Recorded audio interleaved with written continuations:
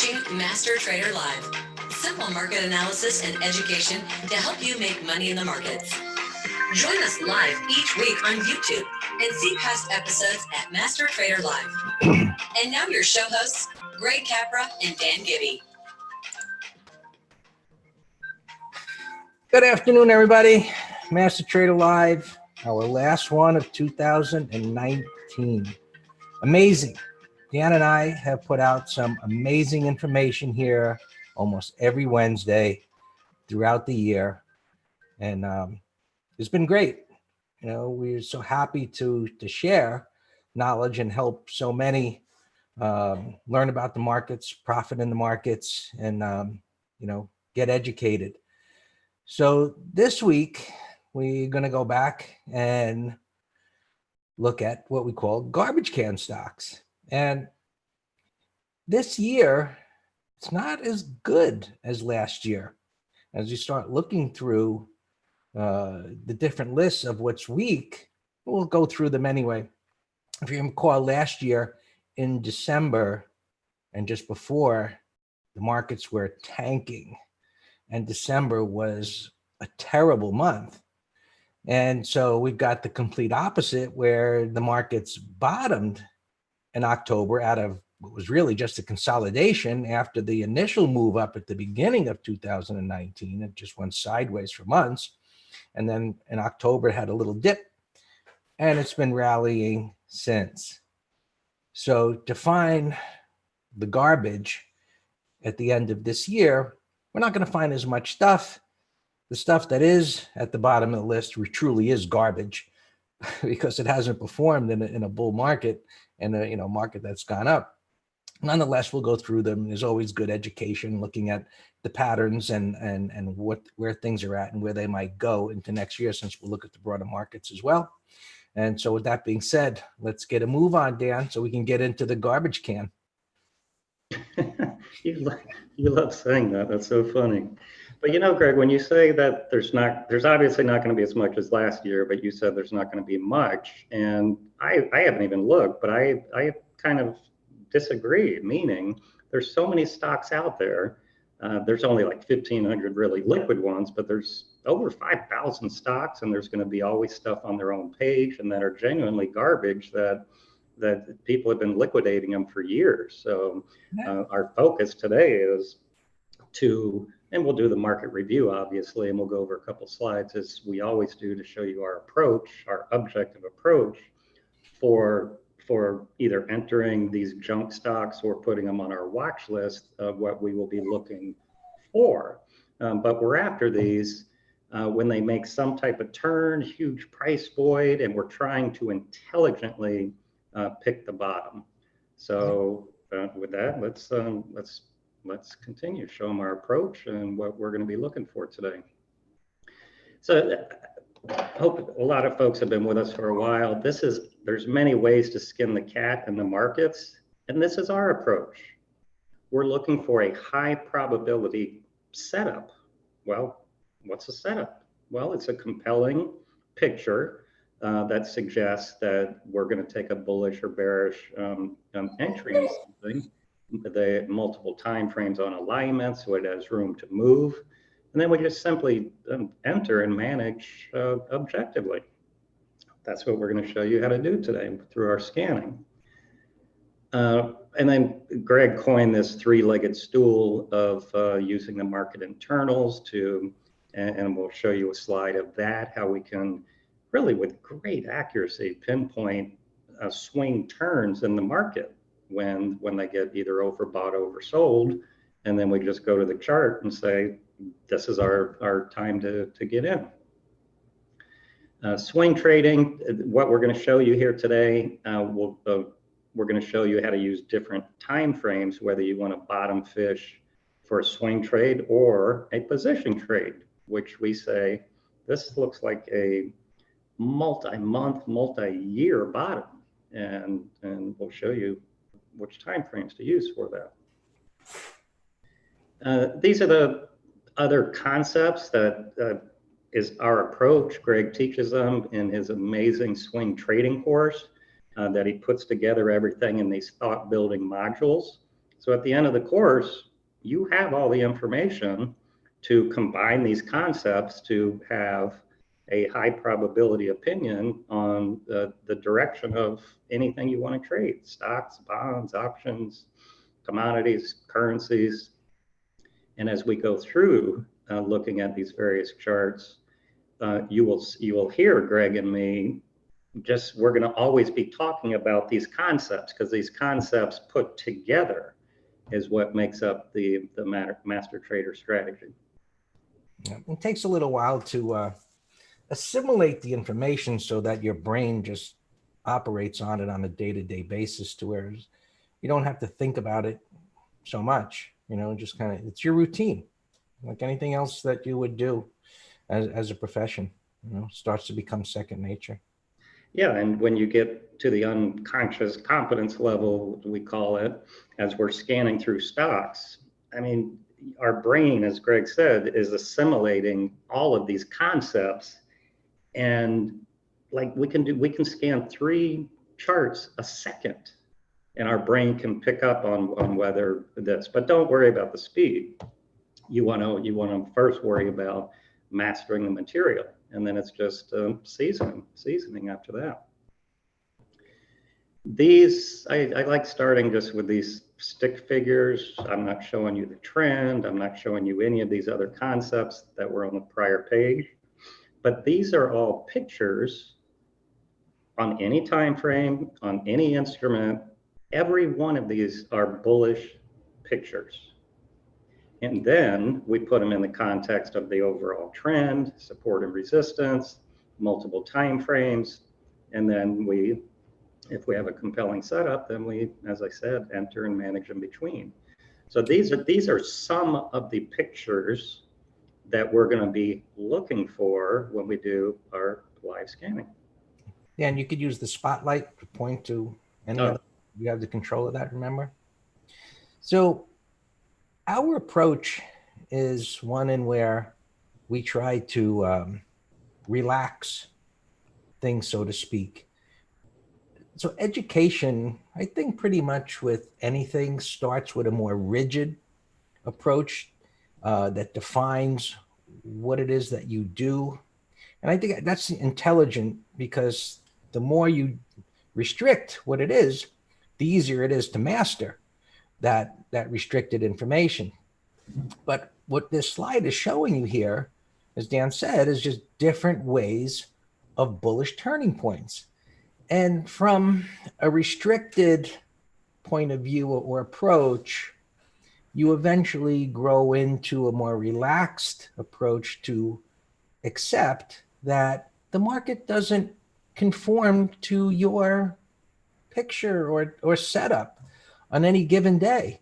So to be able to participate, you have to have a more relaxed approach to say, look, any of these patterns that could set up, they're all communicating the same thing in different ways, whether it's the buy setup, the red bar ignored, the breakdown failure, pro gaps, failed sell setups, and so on, in any of these pictures. So part of it is understanding multiple time frames.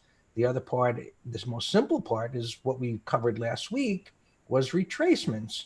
How far do prices retrace within a trend? Where do they retrace to? And so those things coming together allow you to, I guess, be more relaxed and to understand that all of these different things are communicating similar things in different ways, and I can participate on that versus saying, well, it has to, and this is what we used to do years ago in a very basic beginning course, which was good to say, and it worked a lot better back in the 90s, but to say, look, if something is going up and pulling back to this area and form this specific pattern and this specific location, and this is how you could trade it, and that's a great starting point. But eventually you find out that as you learn more, it's too restrictive and limiting, and actually eventually becomes detrimental because you start doing things that are not part of your plan because you're too restricted. But just something to keep in mind as you grow into these things we're talking about. And yeah, I mean, as you were talking, and there's so many things I could throw into the conversation, but we don't have the time. But for those who don't believe in technical analysis, or they're clouding their head with an analyst downgrade or earnings or any other noise, these patterns set up because they reflect the collective market beliefs of everybody trading whatever instrument this is and on whatever time frame. This is the result. This doesn't lie, as we say. Charts don't lie. People lie, and earnings report lie. So this is what we base our trading on. And actually, we've been watching FedEx get beat up all morning, and it's actually working on a W bottom possibly right now with a higher right bottom, but that's for a day trade. Let's go. These are just other pictures that we're going to be looking for, but again, on any time frame, these are all beautiful reversal patterns. There's different flavors of them here. I'll just focus on the W bottom. So this is coming in, it retraced, made a new low, and we call that a new low shock a plus, because then the trend continued, lower lows, lower highs, and then it broke lower and snapped right back. That's a great sign of buyers in a turn. Greg mentioned retracement. This one is a deep retracement into resistance and then a retest. And this one is, this is a nice, beautiful reversal bar and a retest of that. Again, any time frames, and these are just some of the pictures we're going to be looking at today. And Greg, why don't you tell them how you use these market internals, because they are so valuable for swing trading. And then we also use different levels for day trading, but this is a picture of swing trading. Yeah, so our whole approach is to focus on simplification. And so when I started out many years ago, some of this stuff wasn't available, but eventually, as you start to learn more and you see that there are different tools, so to speak, one of those tools is market internals, and there are various market internals. So sentiment from newsletter writers, different measurements of doing that, different measurements of breadth, of prices being extended in one direction or the other. So I used to do a course on market internals that was pretty extensive with all of this stuff, and it was great. And as time went on and using them, I was like, how can I whittle this down to something that anybody can use, is easy to understand, and works, of course. So the main things were sentiment. How do traders feel about the market? Are they bullish? Are they bearish? Are they neutral? Are they excessively bullish or bearish? And so while that is a great piece of information, I found that without the information of breadth, it's not so much how far prices have moved, it's more of how many stocks have participated and how far have they moved. And so we need the combination of both of those gauges, sentiment and breadth, to be in agreement. In other words, to say, hey, the markets have been going up. I can see the markets have been going up. And sometimes the markets are going up over a period of time and traders are still in disbelief. That's the value of sentiment. So they're still not believing it, which means, in a sense, there's still gas in the tank for it to keep going, because ultimately what we call the wrong way option traders will go all in at the top. We're really close to the top and get crushed. I've looked at decades of information where they've done it. They continue to do it. They are our best friends as far as contrarian piece of information. And why do you think that is, Greg? Is it just human emotion that they can't take the pain or the greed? So the pain on the downside, they're like, I can't take it anymore, and they sell. On the upside, all their friends are at the local saloon saying, you aren't in Apple, what's wrong with you? And then it's up 8 more bars, and then they decide to get in. Well, it's all of that. And in addition, it's those that have participated and said, hey, you know what? I've owned Apple, and what if I would have bought a call option on that? My God, my return would have been 100 times more than what it was. And they say, like, let me just do it. And maybe that works. We really don't know what everybody's doing.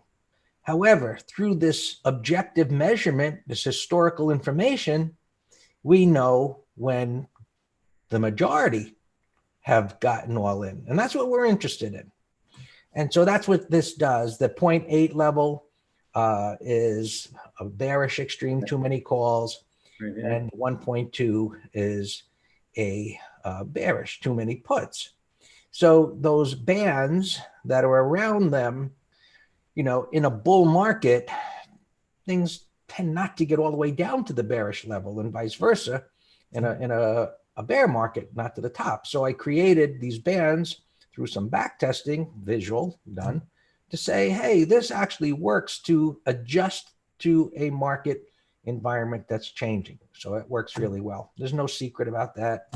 And I can help you set this up in any platform. And I just dropped a link in, folks. This is, if you just want to bookmark it, that's a great little page that Greg set up on stockcharts.com, where it just gives you it has volatility in there also. Yeah. And I just clicked it, and it looks like we might be getting close to overbought levels. Let me explain the breadth, Dan. I know, just so they understand it. So the breadth is nothing I created. Right? I didn't create that sentiment. It's just a put-call ratio, total put-call ratio. And the breadth is called the McClellan oscillator. It's been around forever. And we just look for it to get to an extreme, either bullish or bearish. And so when these two are in agreement, historically, you're near a turning point. So pay attention. So you can say, well, no, I can see when the markets turn. Well, sometimes the markets attempt to turn without those in alignment, and it fails. So you know when you have your internals in alignment with your technical analysis, the odds become overwhelmingly in your favor, and that is why we use them. Right? Ken's asking, what would you use for sentiment and breadth on TradeStation? The exact same thing, Ken. Your total put-call ratio and your McClellan oscillator. All right, and yeah, you can see these green dots when they're in alignment, and this is the S&P 500 ETF. And look, where they turn, most of the time, the market's ugly.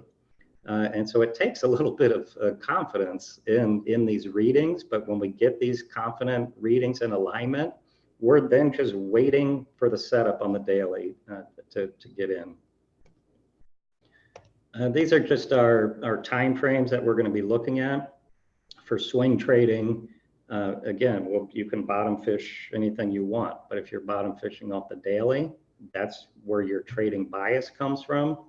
Go up to the weekly, don't fight that bias, and you can drop down one time frame if you want to try to perfect your entry. Position trading, we're starting at a compelling pattern on the weekly chart. The monthly, don't fight it. I want a big price void, and you can drop down to the daily for your entry. So just an example here or two before we do some live scanning. This was one we gave our subscribers, a core long. WW, Weight Watchers, sold off 84%. It's on our watch list. It's going sideways, sideways, sideways, sideways, broke out, higher low, wide range igniting, bullish 1, 2, 3. You look to the left, this is the concept of a price void, meaning there's insignificant resistance, so it has room to move higher. So that's just simply called a rounding bottom. And that is what you want to look for in a stock that's been going down, down, down like this. And the idea behind that is that over time, you know, there's been some accumulation and there's a belief. Right? Price patterns are beliefs, right? That what's happening there. And so then as it creates this support level there and gets away from all of this ugliness, it tends to bounce a bit. So that's all we're doing there, or looking for that. And eventually those bottoming patterns have a tendency to come all the way back down again and retest the lows. So it takes time. So knowing how to deal with that particular animal, so to speak, is a big help, not to get stuck. Yeah, and remember, there's different flavors of these patterns that we're going to be talking about. But this was a bullish pattern on the weekly, and Lanice is asking, do we look at round and bottom only in the weekly? No, go back to the prior slide, and we're just looking at the weekly for our compelling pattern. Monthly has a price void, and you can drop down to the daily. Yeah. The So, daily. wait a second, Lanice and everyone, that question is really important because it's one of the biggest things that can be very difficult to understand is multiple time frames and how to view those pictures and put them together. So in the swing course and the MTS course, I've spent an enormous amount of time to explain that very thoroughly because it's so important and how to combine it. And also to understand how to combine that related to your focus, meaning as a swing trader, right, it's going to be different time frames than if you're a day trader. However, the concepts and how you would read them are exactly the same. You're just switching time frames. And so here's the daily chart, which is what we entered on. But it was the weekly having the big price void is why we labeled it a core trade, because we said this is a big bottoming pattern, 83% sell off, price void. I have a big target on this thing. That other slide with the other concepts of our approach, I said, you're going to hear Greg and me talking about them all the time. This is what we call a pro gap. We got nice rising moving averages. We got big volume. All of this consolidation stays in the upper half. Then we have another bullish gap breakout. So these two time frames in alignment were what we call no-brainers. You know, I don't know the news of WW at that time. It's 100% irrelevant to me. But this pattern, it's a compelling pattern. We enter and manage in between. One more example, just to show you the multiple time frames. So daily is in a trading range. It broke out here, broke through resistance. Our retracement concepts again that we talked about last week from here to here. This is in the upper third and it's bullish above the rising 20. Now let's see what the bigger time frames look like. Weekly broke out, bullish consolidation. Monthly, another bottoming pattern similar to the other one that we just talked about, but this one has some other concepts. This is what we call a little breakdown failure. See how it made a lower low and snapped right back, went sideways for many months, broke out again. This is an inside bar in the upper third. This is what we call a bullish 1, 2, 3 continuation. And this has room. This has room to retrace from this bottom. All in alignment. So we bought the highs on the daily chart and just manage in between. Now, so with that gives you a background of our concept, the multiple time frames. So this is what we're going to do now. Let's just watch us analyze the market. Both we can look at this year, we can come up with a bias for next year. We can look at the current market internals. Greg can, let's just do a market review and a prediction, and then jump right to scanning, like these guys are doing, looking for jewels. That's a nice picture, Dan. Yeah, I saw something in the journal today that an Amazon has been acting bullish the last couple of days, and I didn't read the article, but Amazon said there's some people there are going to start trading garbage on Amazon. Trevor, you just might have gotten yourself kicked out of the room. Exactly, Trevor. Good thing that we only saw it. All right, so that's what we're going to do right now. This is Greg's amazing swing trading course.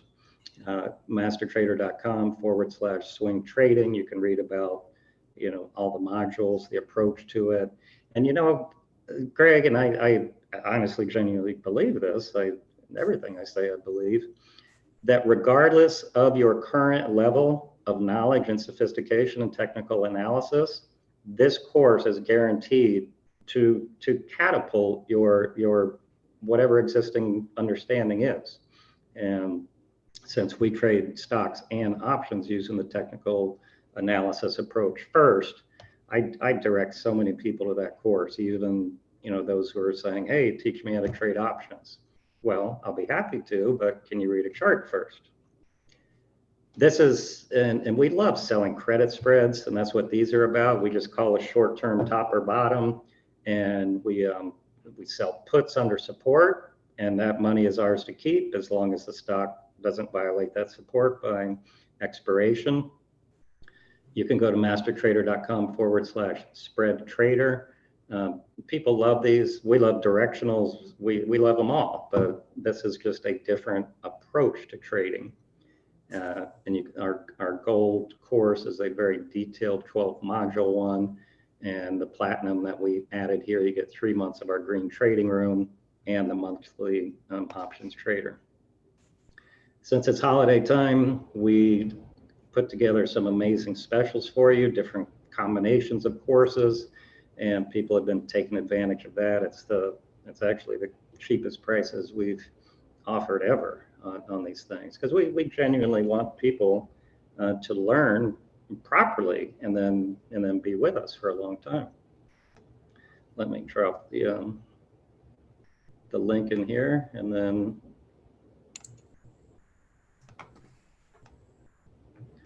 we can start our market review. And so this will be our last show of the year. Greg's, the holiday time slows down. Greg's going to be traveling a little bit, and we look forward to, a new year of educating through Master Trader Live next year. Okay. All right, Greg, are you going to show your charts? All right. Yep. All right. So let me look over this way. So should we start with the markets, Dan, or just? Yeah, let's start with the market bias. Take a look at the year, and so maybe on a weekly time frame, and your bias for next year. Well, which I wrote about in the letter, and some time ago, in that our bias can change a bit, but as we go to higher time frames, obviously it happens a lot slower. And as we all know, the markets, if we look at things from a longer term perspective, like a quarterly chart, I mean, they've been going up since 2009. So how much more can they go up? My goodness. Well, but wait, but let's talk about that. As long as it's acting right, it's not extended and far from the 10, as long as the market internals aren't flashing warning signs. Remember, there's a lot of talk about the inverted yield curve, and it got inverted a little bit, and the market sold off a little bit. That's not a concern anymore. So our approach is to objectively trade the information in front of us. So that quarterly chart looks fantastic until it doesn't. Agreed. But the human nature and brain doesn't always work that way, because logic says that, if something has, just run an extended race further than ever been done before, it can't go much further.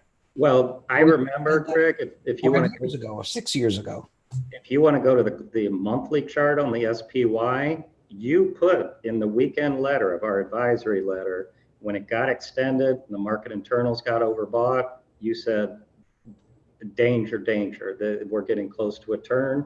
That week was the high, prior to this recent high, of course.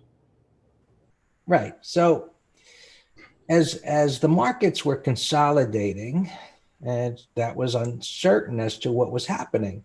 So, here's the monthly chart. And so here's the advance from 2016.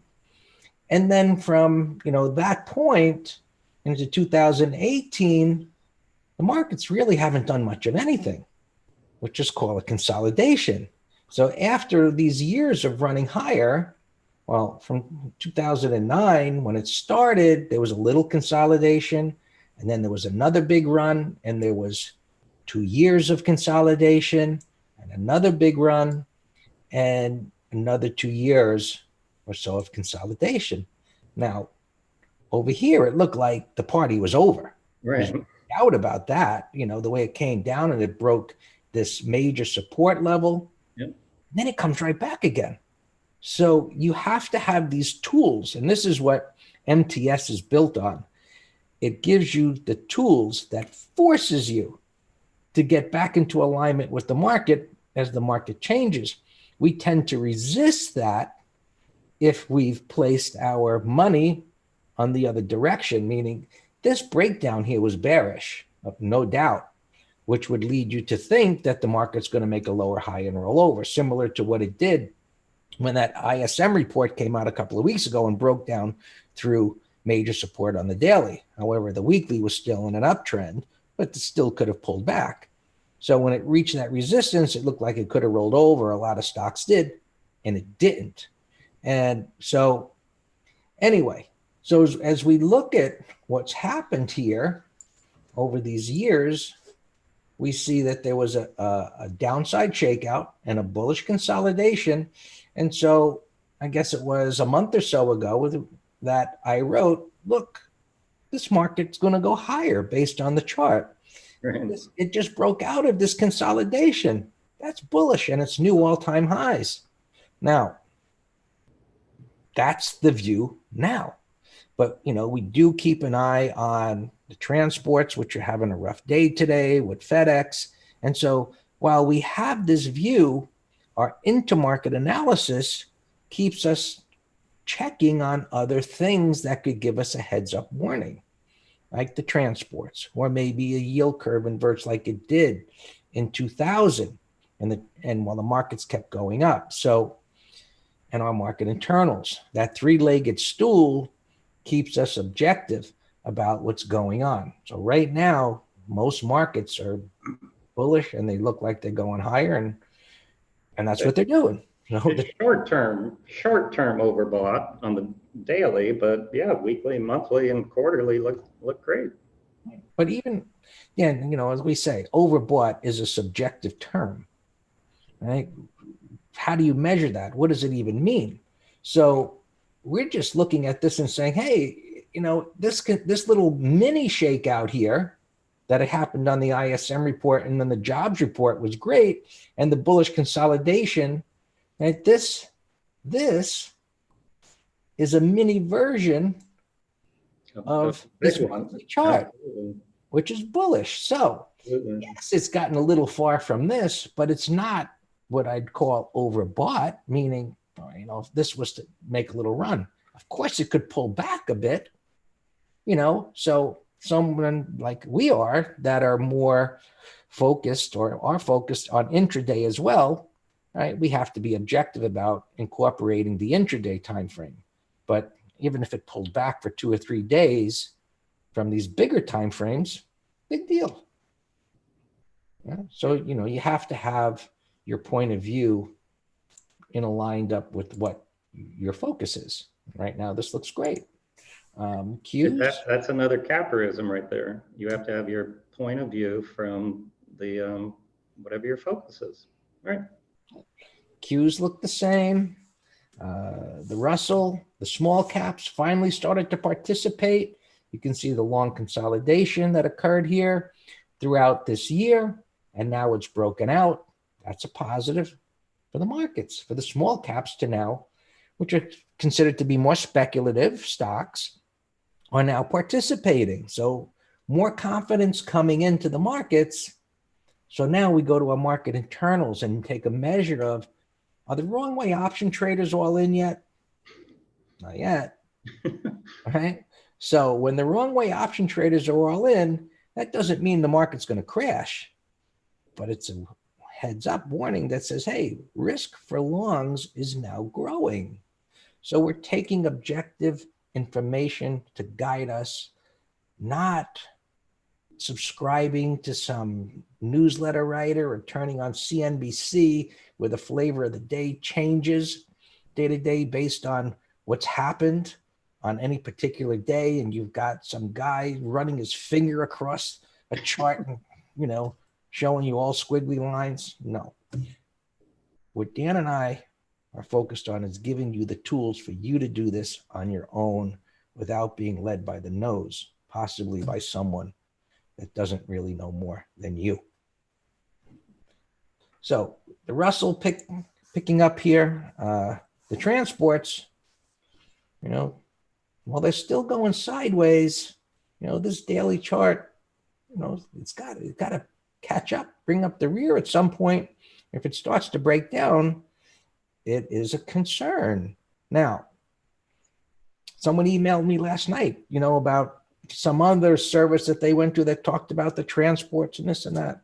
I said, look, historically, the broader markets can kind of ignore the transport. So we can't get hung up on FedEx today and the weakness in the transports from a longer term perspective. You know, shorter term, maybe it has an effect. But at the time I looked at that, you know, last night, which was, I don't know, 1 o'clock in the morning, the futures were flat. So, and it was like, okay, that's no big deal. So we look at these different markets and what they're, you know, what's going on. And then of course we start breaking things down into other sectors like what's retail doing, right? Looks like it's getting ready to bring up the rear, right? Which has just been junk all year. XLF, right? Looks like maybe it's done this a bunch of times, going to start to bring up the rear. That's XLE oil, yeah. XLF banks have been bullish. Yes, yeah. Did I say XLF?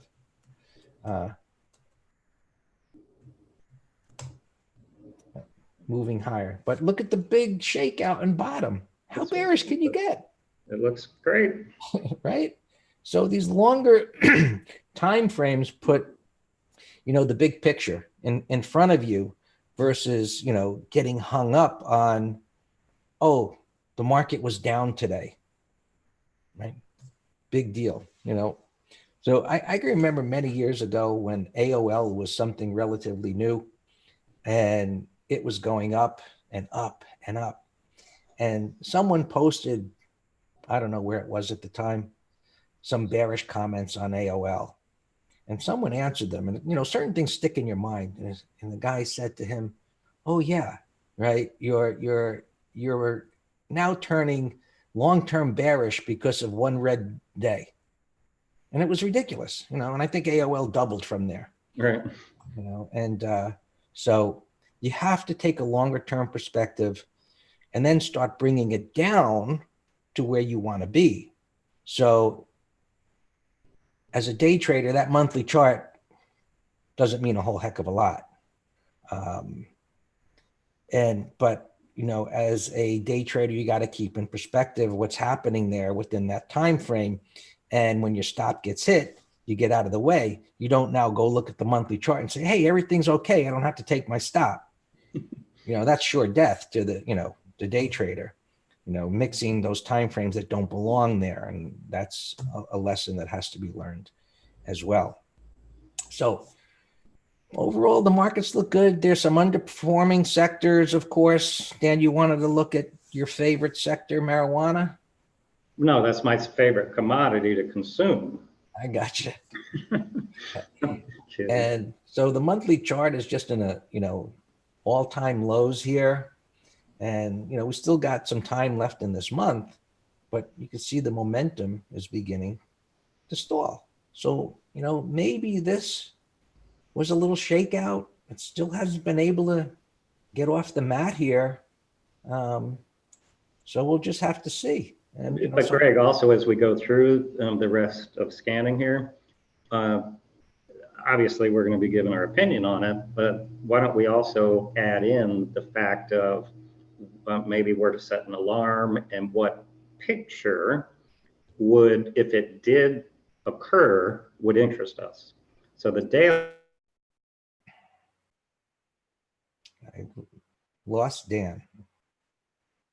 I think his internet just skipped on us. Declining 20, that's what? So what would interest you? On MJ? Yeah, so as we're going through here and building a list. A wide range bar that, you know, if this went down to 16, the prior low, and sprung back up to where it is now, right? Or whether, you know, where it is right here, there was a wide range bar that popped up to 18 where there's, you know, some type of a retest pattern. Right. Failed attempts to break down. Perfect. I just want to, as we're doing this, because I want to create a real watch list, but also so people can learn about what would interest us in the pattern. And this one is not now. This one does not interest us yet. That slide that you showed at the beginning of bullish patterns. Correct. Right. Apply that to a weekly time frame. There you go. Perfect. All right. Yeah. Let's continue. Let's scan the garbage. All right. So I even expanded this list of stocks near 52-week lows to do that. Debbie wants to look at Oxy. Is that your favorite garbage? Yeah, but Oxy's, oh, I guess it is in a downtrend. That's right. Yeah,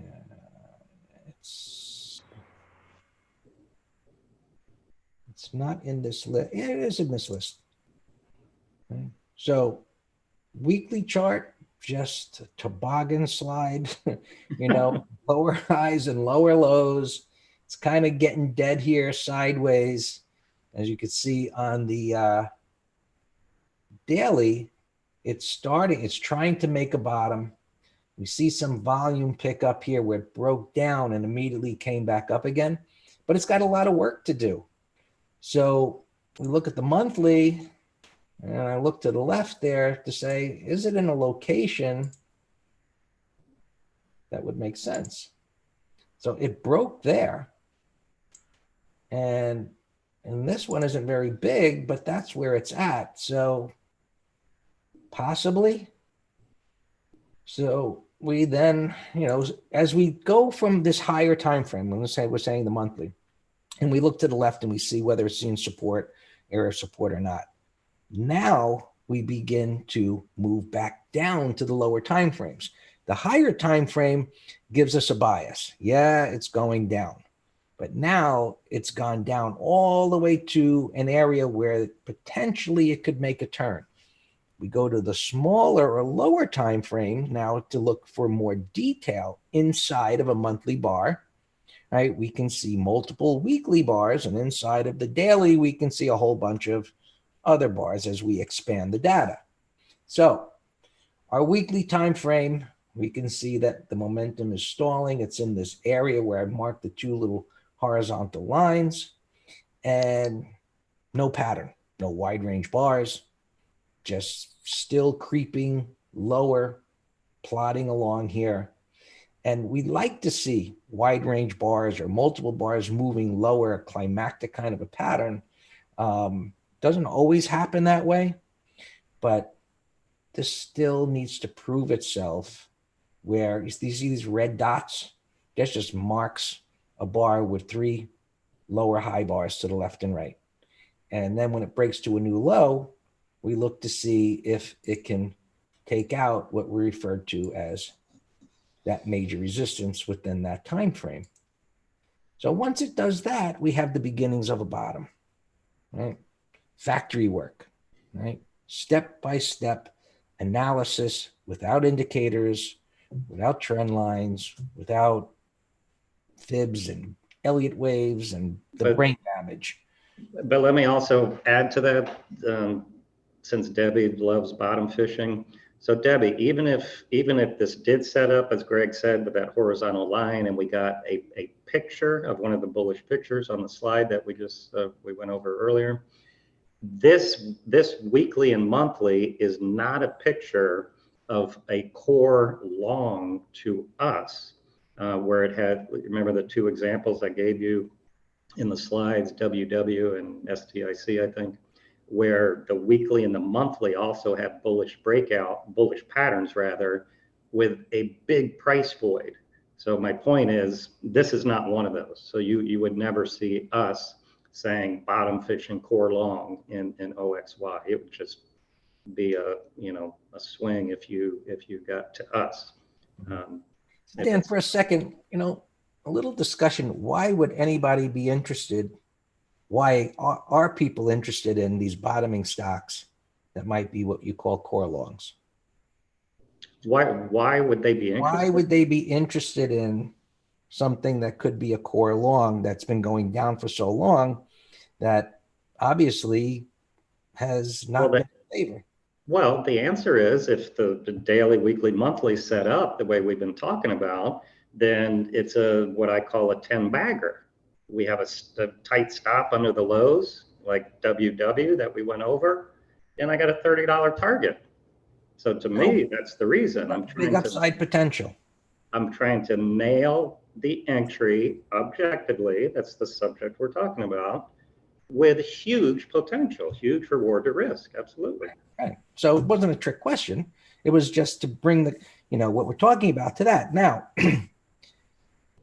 with this type of a pattern, how long might it take to get to that point with this price structure we're talking about? And that's why I made the disclaimer that this is not one of them. Right. It's going to take a little while, and there's going to be jiggles along the way. So my point of leading our discussion that way is to say, with this particular animal, you have to be patient.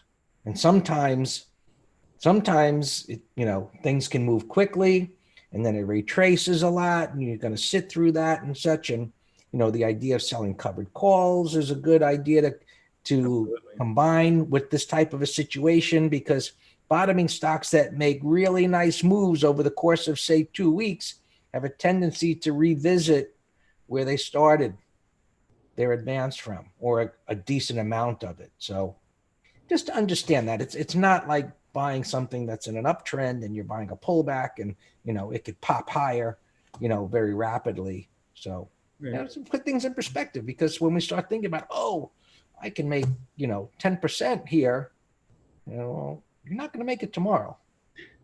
But Debbie, the dividend's a good point in your calculation. But yeah, we got 12 minutes left. Why don't we scan some more and see if we can find some real setups that I'll watch. Okay. I think that one might go to zero. Right. So that has zero interest to us. Right. Zero. So scanning starts a list. All right. So here's one. It's in a downtrend. It's been in a downtrend for a while. Let's see what's to the left. A little bit. So you got a little consolidation area there. That's good.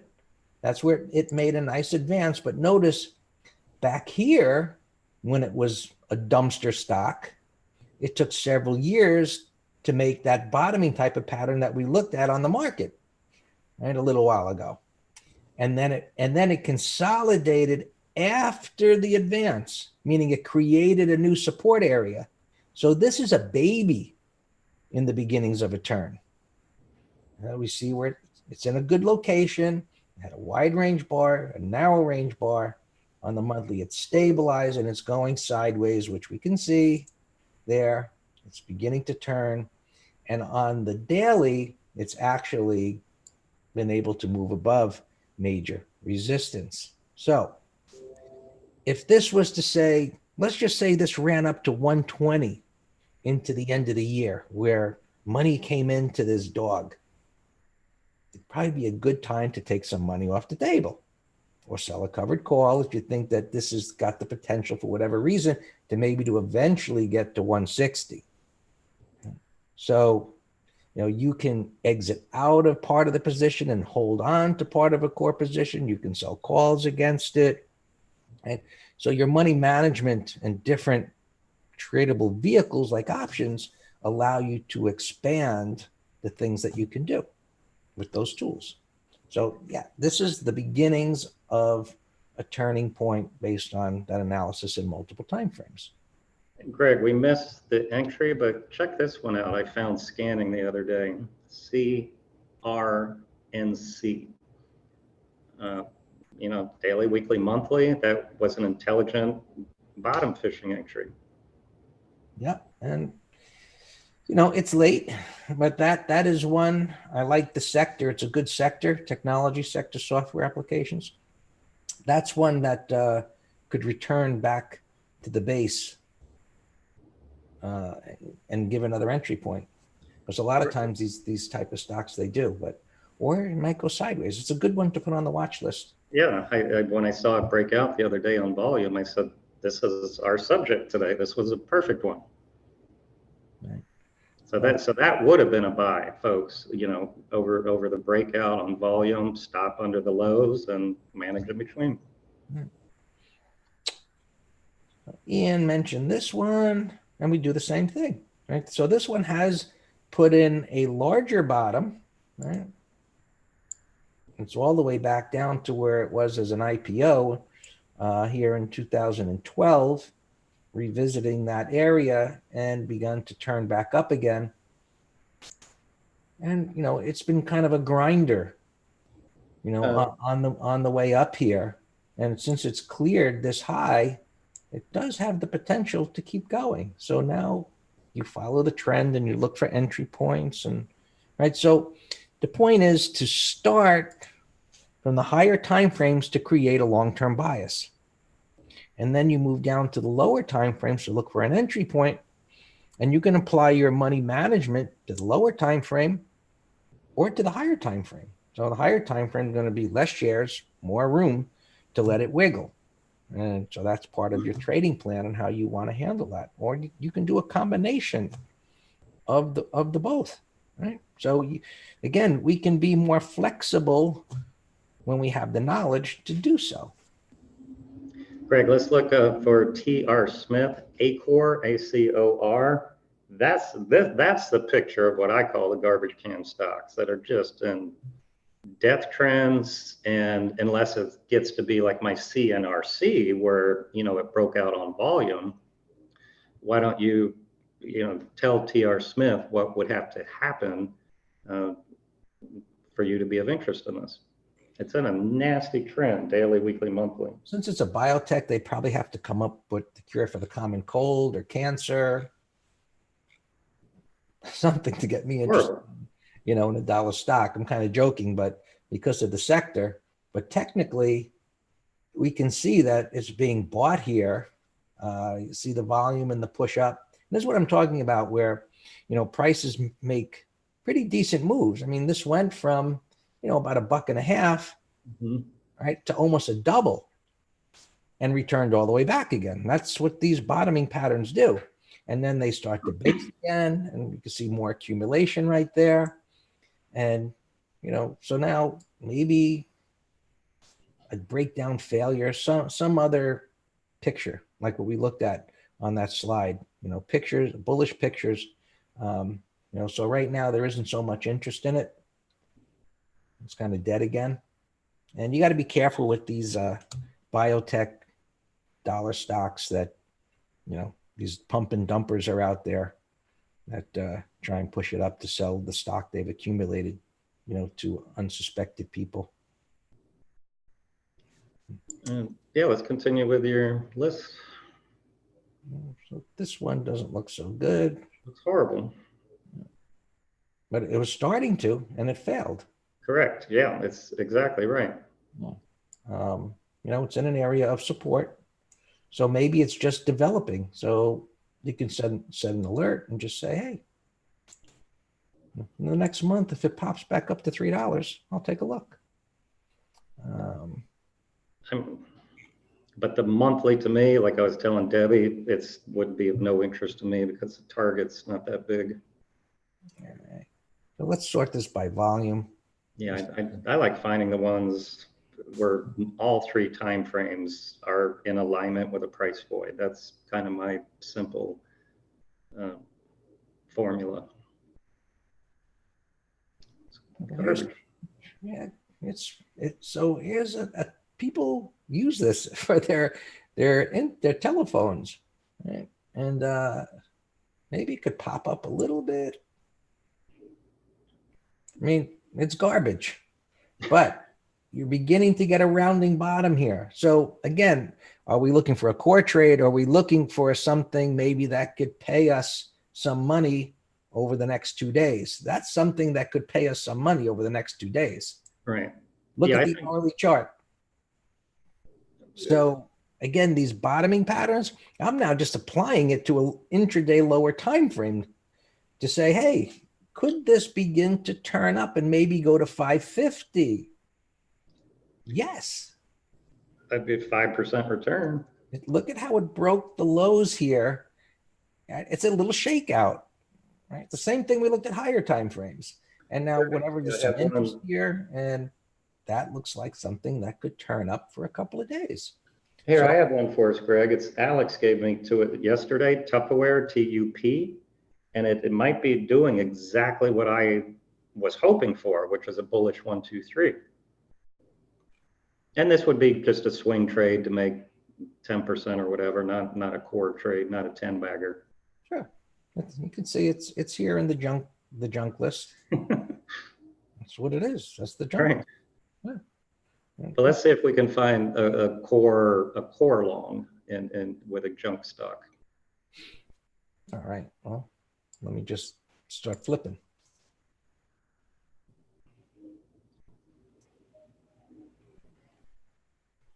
No, that looks dead. Nope. Groupon. Nope. Looks dead. Nope. Now this, kind of thinking more along the lines of something that I use. It's still not ready, but I mean, it's something that a lot of people use every day. It went public and just junk. Maybe it eventually turns around. Well, maybe it goes out of business. I don't think so. Vonage, right? The internet telephone that's had some giant moves and down and still not ready. Junk. Trip. Hey, it's not, well, again, I'm looking at this base here and saying, hey, could that do something over a couple of days into the end of the year? Right. It could. Right. So again, what is your objective? For a core, That's why I had the slide. That's not it. That's why I had the slide earlier of what time frames if you're swing trading versus core trading. All right. But 10 bagger, I think it has to be a core trade. So this is in the junk list, but it's actually something that's kind of interesting because, it's come off of the low and pulled back a little further than we like. But if this could get a back up into this area next week, since it's broken the low, we'd have a little breakdown shakeout, and it could pop back up again as a little swing trade, not a core trade. So I set an alert and see if it keeps going down. Nothing. Junk. No, something wrong there. Kind of interesting.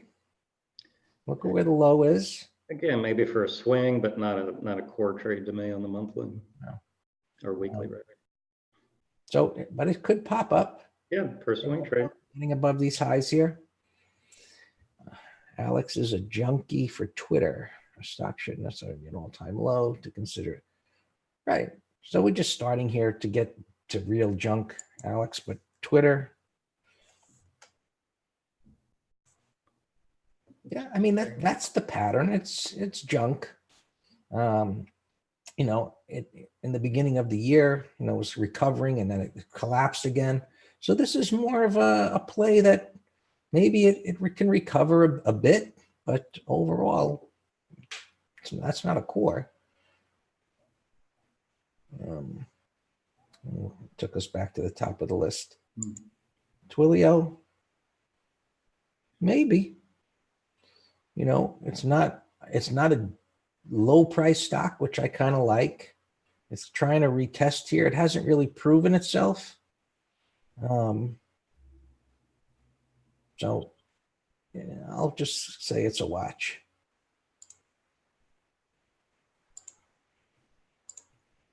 ZS.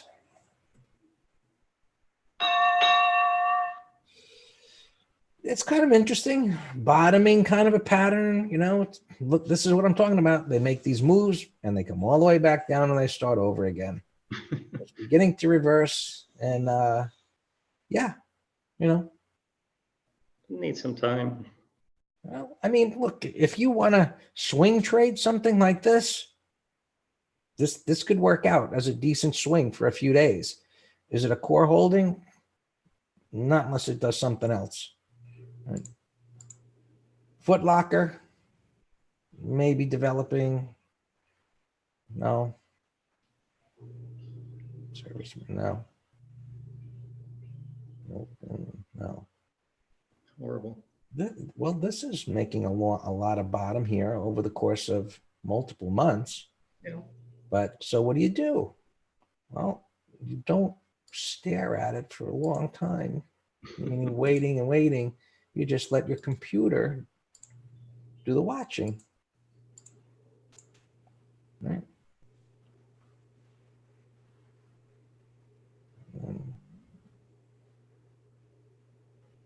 Right, so our idea here, well, that one was down a whole bunch, a little climactic kind of a pattern. This might take up a little while to do it. So with the software here, it kind of puts us in the ballpark. That's what we're looking for with a scan. Put us in the ballpark, and then we start going through the patterns as we're doing. Now, I've got the other side of this is the stuff that's near 52-week highs. And that's the kind of stuff that now you buy on pullbacks that, already could be cores that has the potential to do a whole lot more on the upside because it's an institutional favorite. Right? So Alex made a comment that we don't have to be dumpster diving $1 stocks for it to be a bargain. And I'd say NVIDIA was one of those. We had that as a core trade on a gap, and my target was 250. Mm-hmm. We actually got stopped out after earnings, but it was a beautiful, beautiful core entry on NVIDIA. Right. So, and as I said, this puts us in the ballpark, and from there you apply the factory work of what we've been talking about. And so one of the things, like with this software package, which we don't have any affiliation with, but we do make these scans available to those that buy our course or join the room. So, if you're considering, the swing course, MTS, the options course here into the end of the year, once you do that, just send me a note and we'll get you the scans. You get a little email within the program, you press a button and pop. It's that easy. It's in your platform and ready to be used. So consider that. With that being said, Dan, we're running our time here. Yep, we sounds want great. to wish all of you the most wonderful holidays. We'll be back after the new year with more great MT lives to enjoy and learn from, and Dan and I to share our years of experience with you. And as always, we're available to you through email. And if you're in the green room with us, we're there with you every day, answering your questions and helping you attain your financial goals. So all the best in the coming year. And thank you for all your support throughout the year. Thanks, everyone. Have a great holiday. We'll see you shortly. Bye-bye now.